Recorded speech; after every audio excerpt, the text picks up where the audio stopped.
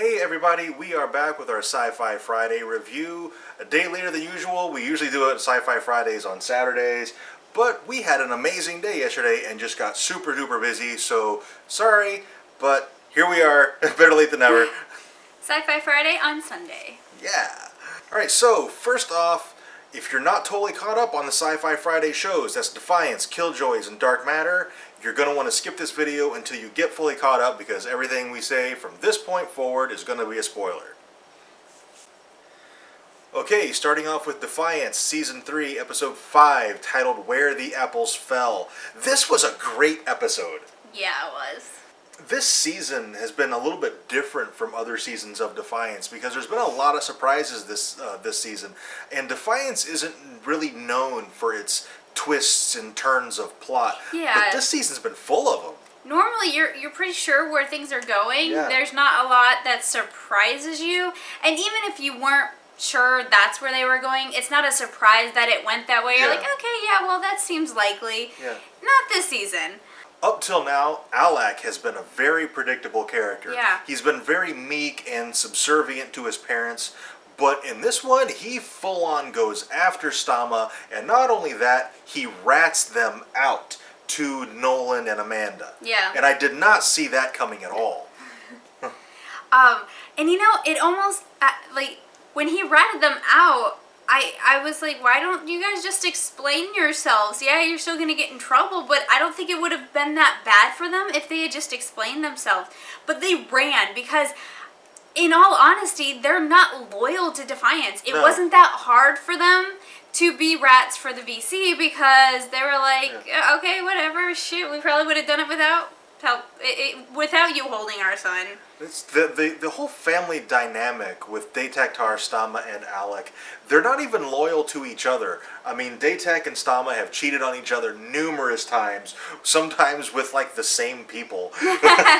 and Alec is now totally turned against his parents, so it's, I don't know, just that whole family situation it's really interesting, and just to see how they manipulate each other and how they, undercut each other. Speaking of Datek, and Stama cheating on each other, Nolan and Kinsey, Tefkin's daughter, learned that Stama was having an affair with Tefkin, and Kinsey's not entirely happy with it, but not for the reason that you might think. Yeah.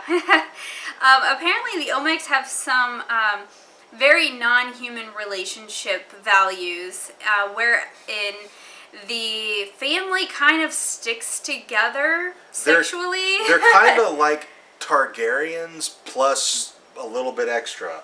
Where the Targaryens married brother, and the Targaryens in Game of Thrones married brother to sister for generations. The Olmecs just kind of, family members. It's like, they use their own family members for sexual release. Yeah. And Tefkin and his daughter Kinsey, I mean, they have a thing. And it's super creepy and weird, and, it's something that, as normal people, we can't get our heads around. I think it was a very, very smart decision on the writer's part to do that, because it makes them seem even more alien than they already are. Because, they've decided on the show that their aliens are very humanoid. They look like humans. Yeah. They are very, very subtly different. And in that situation, it could be very easy to forget that they are aliens. Yeah. And so this was kind of a way of like reinforcing the fact that they are aliens. They do not have our values. Right. Our humanity, the things that we do, is different from them. Yeah. I mean, there's things that we do that they might find utterly disgusting. Yeah, and the fact that, the humans and the VCs don't look radically different. The story, the whole series, the difference have been cultural. Yeah. So, this is another cultural difference. It's probably the most extreme cultural difference we've seen in the series so far. We also find out that Ramtak, the general of the VC that is getting ready to attack Defiance, he is not, he's a rogue soldier. Everything he does has not been signed off by the VC. Yeah, and that was a surprise for me. Yeah. I thought the VC was, but like, he was sent to Defiance to take over, that the VC is now starting another war against humanity. And they're not. Yeah. He is trying to start a war against humanity. Yeah. And that was so surprising. Yeah. And I'm wondering now if the VC is going to find out what Rontak is up to, and if they are going to send reinforcements to Defiance. And I imagine they will, Yeah. because his wife came to see him and to kind of try to persuade him back, and he kills her. Yeah. So she's not going to come back. So that kind of leads me to believe that the VC probably sent her, Yeah. and when she doesn't return, they're either going to think she went rogue with him, Mm-hmm. or that something happened, and I think they'll send people out to investigate. Yeah, absolutely. My absolute favorite scene in this episode was the scene where Nolan is interrogating Daytak, and he uses Alak against Daytak. Yeah. Where he pins him down, and he fires his gun next to Daytak, or next to Alak's head, and he's like, the next one he's going to get it. The next one, if you don't tell me the truth, what's going on? And just that whole scene was just absolutely amazing. Just the interactions between all the characters, but then also that you find out that Alak is in on it. Yeah, another surprising thing from this show. I didn't think Alec was that good of an actor, because the way he was portraying... Now, Alec, not the actor who plays Alec. Yeah. Alec, as a character, I did not think would be a very good actor. So Yeah. when he was legit terrified, I was like, oh, shoot, Nolan's actually doing this. He's Yeah. going a little crazy, but, Yeah. whatever, it's necessary. He's done worse. But then when Alex stands up at the end, he's like, yeah, I believe. I think he doesn't know anything. I was like, he was in on that? I was so surprised, because I just didn't see him as being a very good actor. Yeah. And that's my absolute favorite scene of the episode. And I would probably say this is my favorite episode of the season so far. So, of course, we mentioned before that Daytak and Stama, they run. And in the course of this manhunt, Stama and Amanda have a fight. And Stama gets severely wounded. Yeah. Now, we don't really have a lot of information on how the anatomy of the aliens differs from us, but I'm thinking that it's fairly similar. Amanda stabs Stama in the left side, like right under her rib, which is where a human's spleen would be, which is a bleed out point. If your spleen gets stabbed or Punctured or ruptured. ruptured, whatever, you will bleed out fairly quickly, because that is a very highly vascular organ. And at first we're like, oh, well, is it the same? Is it not? She runs, but then we do get a scene where she's knocking on Tefkin's door, and she's almost dead. Like, she Yeah. is not doing well. And so it makes me believe that their anatomy has got to be pretty similar, and that was a very, very bad place to be stabbed. Yeah. And the fact that she ran to Tefkin, and Tefkin actually took her in. Yeah, their relationship is really weird, because they Yeah. seem to be using each other, Yeah. but I almost think it's like a cover, because they shouldn't like each other, but I Yeah. think they do. Yeah, I think there's something there between them, and neither one wants to admit, so they play it off like they're playing each other. And Yeah, it's... I think they actually do have genuine feelings Yeah. for each other, which is probably a little more taboo for Tefkin than it is for Stama. Because because to the Olmecs, the other VC are food.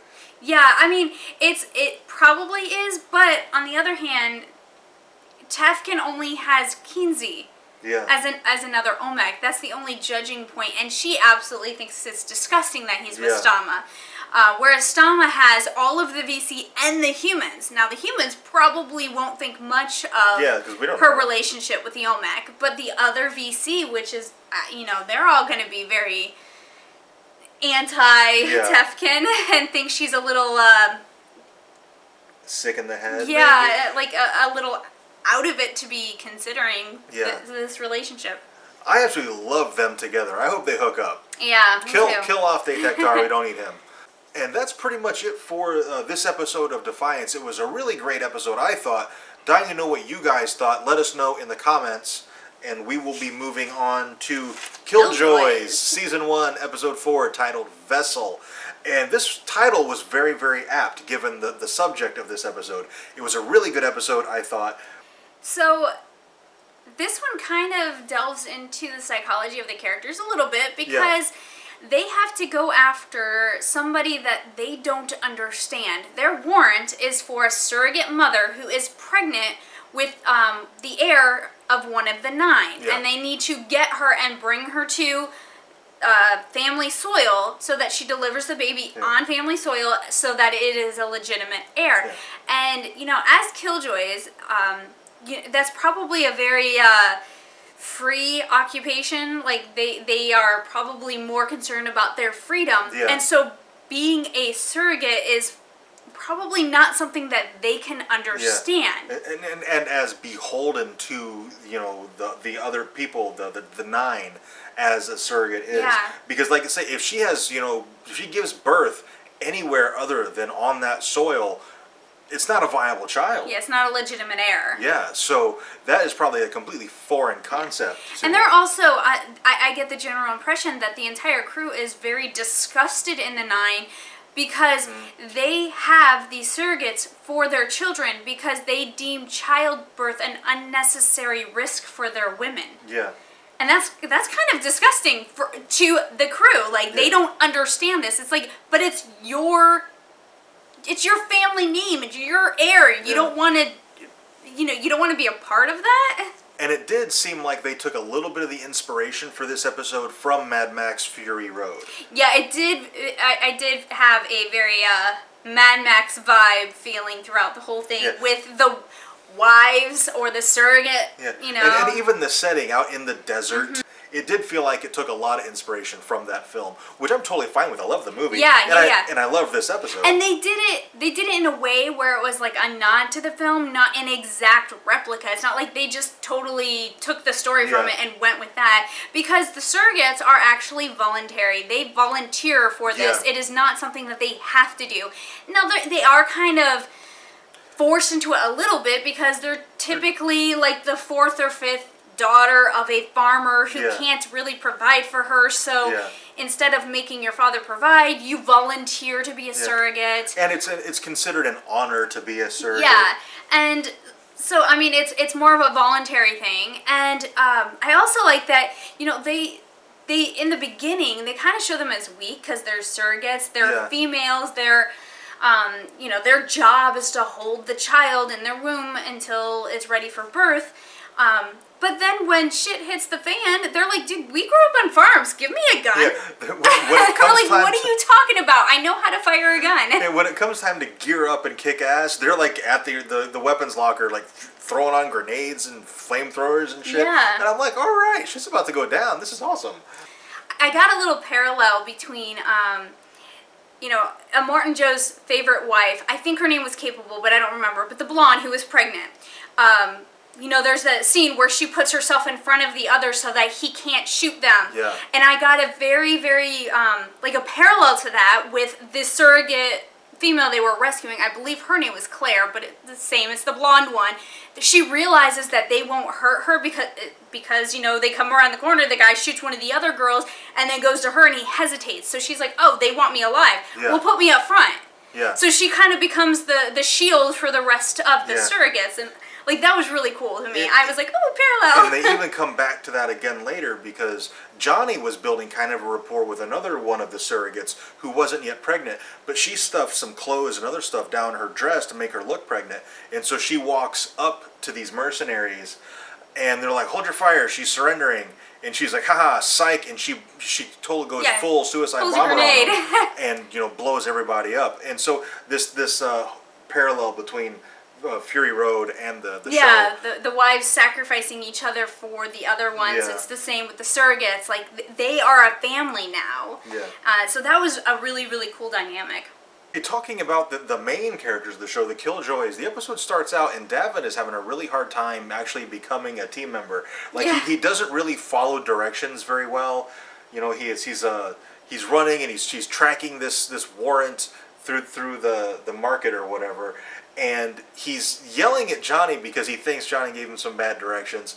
And as the audience, we don't really know if he did. Yeah, we're not really privy to what directions he was given versus what direction he went. But throughout dialogue through the rest of the episode, you kind of get the feeling that Johnny gave him good directions. Yeah, he Davos just went the wrong messed up. way. Yeah, he got turned around, and when he was told to go east, he accidentally went west.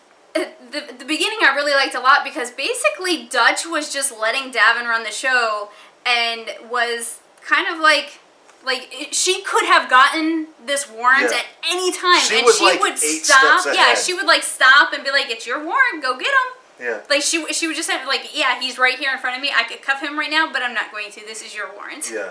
And that was really cool, kind of a training. Yeah. Like, look, this is where our level is right now, and you got to get up there. You and, need to step up. And Davin is struggling with that, which I'm actually kind of happy to see because I think it's going to be important for the development of his character and the relationships and the rapport of the characters on the show. Yeah. What's also really nice is that Johnny and Davin finally kind of confide in each other about this doctor that Davin's looking for. Of course, Johnny kind of forces the hand there. Yeah. But Davin does kind of ungraciously accept his help. And it looks like they are now, as a team, maybe going to go after this doctor and help Davin out. And I like that it's not this big secret that he's holding away from his brother. Oh, and Johnny. Poor Johnny. Yeah. It seems like every episode he develops a crush on a girl and then she dies. Yeah, pretty much. So I really hope they don't go to that well too often because it will get tired. Yeah, they do need to stop this. This is like 2 episodes in a row now where he's had a crush and the girl died in that same episode. And yeah, I mean, it's kind of funny, but not too much. As far as running jokes go, that's probably one you don't want to keep running with. Yeah, because, I mean, he's a pretty optimistic guy. Yeah. But how does somebody remain optimistic when every single time they like somebody, that person dies? Yeah. Your optimism is eventually going to get crushed because you're going to realize, God, I get people killed, and then and I just don't see Johnny going through something like that. Davin, yes. Johnny, no. Yeah. Also with Johnny, he actually full on tells Davin, look, stay away from Dutch. That's our sister. That's basically what he says. Yeah, he basically, we're a family. That makes her our sister, so no touching. Yes. And, don't fuck this up. And Davin agrees to it, but I don't think he's going to keep that promise. No, I don't think so either. I still think something will happen there. I hope it doesn't because it's very obvious. And because it's very obvious, I hope it doesn't ever happen. And it's totally a cliche. And, I mean, I really don't feel like those two characters would actually have any kind of real chemistry together. Maybe for a one-time hookup, but after that, that's it. Because I just don't think Davin is really Dutch's type. Yeah. At least not to form an emotional bond with. This episode does go into the politics of the Quad a little bit. We talked about that briefly with the 9. That's like the council in the Quad. And it was kind of convoluted politics, like things that, in normal, everyday, us, we can't even imagine like things getting to that point. That's how screwed up their politics are. It kind of reminded me of Dune. If you've ever read the Dune series, Yeah. it reminded me a lot about that, where you've got people who are supposed to just be overseers and not interfering and then covering their tracks, and then things not going their ways and it was very, very convoluted. And I guess Game of Thrones too. It's very, with the politics being all weird and blah. Yeah. So I hope we get more into the politics of this area, because I think if you can explain that to the viewers better, I think we'll be more invested when they actually do a story like this one that actually does delve into the politics. Yeah. The other thing they did in this episode is we got a little more insight into Dutch's past. Yeah. Where the one of the 9 is on their ship, right? And she has this instrument mounted on the wall, and it's an instrument that is basically taught to royalty. Yeah. Like if you are very high-end, high class, if you know how to play this instrument. So yeah. We always kind of just thought she was part of this cult or whatever, but what if it was, like a high-up family? So just that little bit of information, it's like, oh, wow, okay, so Dutch's history isn't quite exactly what we thought it was. Yeah, I just assumed that she was an orphan, probably from a poor family. Nobody wanted her, so she got brought in, and it doesn't seem like that. And that's it for our review of Killjoys Season 1, Episode 4, titled Vessels. Moving on to Dark Matter, Episode 5, titled Episode 5. Alright, some of the things that happened in this episode that I want to talk about. 2 and 3, it seems like, are having a little bit of a relationship, even if it's just a booty call. They are developing an intimate relation, it seems to me, anyway. Yeah, and I actually disagree. I think that, because what we get is, 1 goes to 2's room, and when she opens the door, 3's in there with his shirt off. And so it's just automatically assumed that they have a relationship going. And I don't think it's true. I think it's something completely innocent. I don't know what yet. And that 2 doesn't feel the need to correct 1's assumption. Probably, I would think she seemed a little miffed when he didn't take things further in the boxing room. So, you know, maybe it's that, or maybe she just doesn't care what he thinks about her. And so, well, why correct him? It doesn't matter. But I don't think they have a relationship, and for a couple of reasons. 3 and 1 get paired together on this salvage trip, and 3 starts bragging about it a little bit, and he's bragging in a way that makes it seem like he didn't do anything with her. Mm-hmm. Like, it's like a guy who knows another guy likes a girl, so he makes up a story. Yeah. Like, that's what it felt like. I got the same vibe, but then at the end, when 2 goes to 3's room, and she's like, you know, there's other ways to kill time, hey, and he shoots her down at that point. And that's another reason. That one there, that actually solidified my belief that they didn't do anything. And you have a theory. Yes, I do have a theory. I think 3 is either asexual or homosexual. I don't think he's interested in her at all. Like, there's never been any sexual tension between them on the show. He's always treated her very brother-sisterly-like, maybe older brother who doesn't like his sister. But, like, there really hasn't been any chemistry between them at all. And so I don't know. And I'm actually kind of leaning toward asexual. I don't think he's really into it at all. You don't think he has any sexual drive at all? Yeah, I don't think he really cares about that. Also in this episode, 5 finds a key card, and she enlists the help of the android to find out what this key card is. And I got totally the answer I did not expect. Yeah. It's like a how did she explain it? It was very confusing, and it went over my head. But it had something to do with it had something to do with interdimensions and stuff like that, and just wasn't what you were expecting. I expected it to be a data chip or like a key card or something like that. I thought it was going to be the card that opens up the vault. And I was like, oh, that's the key to the vault. Of course it is. But no, it's like an interdimensional key card. I'm like, oh, yeah, it's like a piece of a machine that deals with dimensions, and it's just one little tiny component of it. Yeah. So I'm really interested to see where this goes, because that could get really cool. Yeah, which kind of makes me think behind that vault is that the machine that piece comes from. Yeah. Like, and they're all thinking that it's gold and riches and whatever, but maybe it's this machine. Yeah.